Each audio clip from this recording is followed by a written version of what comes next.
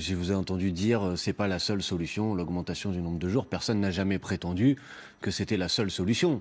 La réalité, c'est que vous étiez face à une décision et que à ce moment-là, la décision qui a été prise par la ministre et qui a été suivie de manière assez aveugle par le parlementaire, ça a été une décision qui était du côté de l'inhumanité, pas du côté de l'humanité. Donc vous pouvez maintenant dire oui, mais c'est pas la seule solution. Il y a d'autres, bien sûr qu'il faut apporter d'autres réponses et que celle du nombre de jours n'est pas la seule réponse.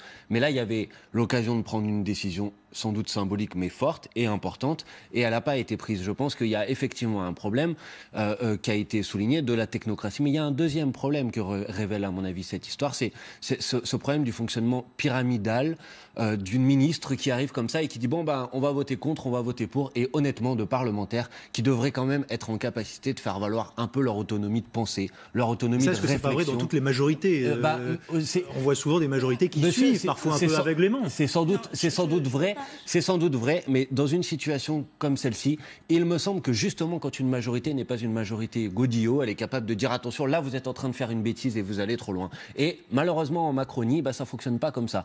Le Premier ministre, la ministre appuie sur un bouton et les parlementaires suivent. Et c'est un vrai problème pour la démocratie.